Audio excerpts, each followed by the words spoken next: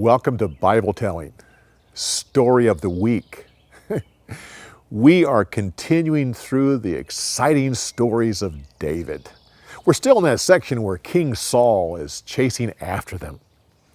If you want to know a little bit more about this story, especially the fact that David is living among the Philistines, go to our website, BibleTelling.org.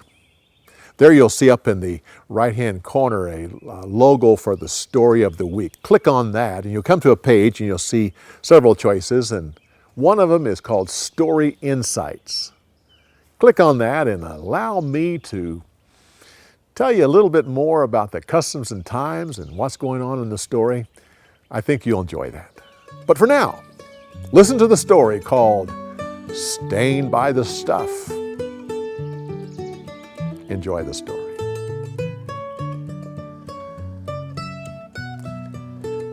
The Philistines were preparing to go to war with Israel. King of the Philistines said to David, "You'll march with me. I want you and your men to be my personal bodyguards." David said, "Good. Now you will see what my men and I can do." The day came when all the Philistine military units met at a certain place so they could present themselves in review as they prepared for war. The Philistines' commanders were shocked when they saw David and his men there. They said, "These men can't go to war with us. You need to send them home." King says, "David has defected from Israel. He's been loyal to me ever since. I have no reason to doubt their loyalty." The commanders became angry. "Send them home. This is the one they sing about. Saul has killed his thousands, but David has killed his tens of thousands. Oh no, they might turn against us in the middle of the battle. Well, that would be a good way to regain favor with Saul."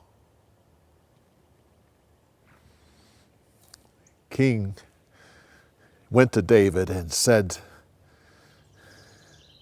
"You are an honorable man, but my commanders don't trust you. You'll have to go back to Ziklag." David was shocked. "What have I done to deserve this? I have been loyal to you ever since I came here." The king says, "Yes, I know. But my hands are tied. You have to leave in the morning." So David and his men left the next morning and they went back to Ziklag, only to find that foreign raiders had come and had destroyed the city. They took everything, including the wives and children of all the men. David's men yelled in anguish. They cried until they could cry no more. Some of them wanted to stone David. But God stood by him and protected him. David prayed, "Lord, should I go after them? If I do, will I catch them?" The Lord said, "Go. You'll get back everything you lost." So David and his 600 men chased after the raiders. They went to a certain point when they had to stop because 200 of his men were just simply exhausted. So they left all the supplies with the 200, and the 400 rushed on after the raiders. They came to a place where they found a slave.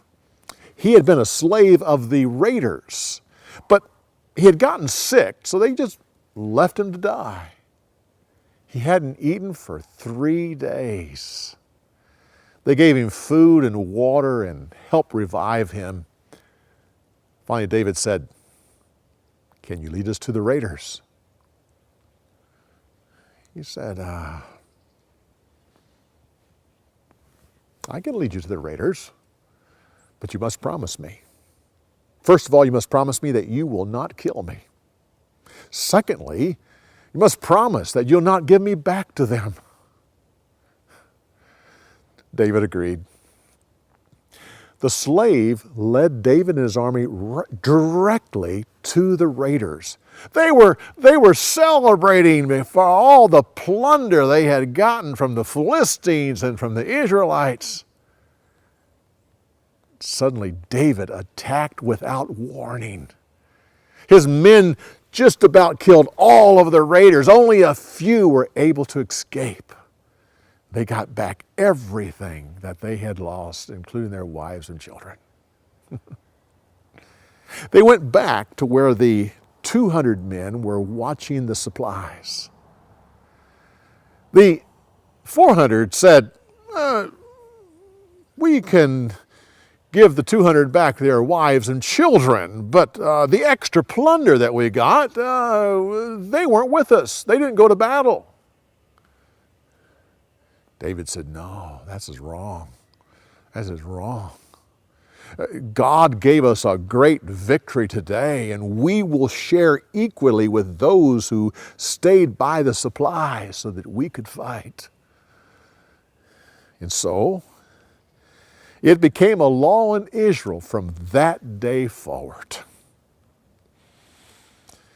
David took his men and all their things back to Ziklag. Shortly thereafter, he sent some of the extra plunder back to many of the towns in Israel.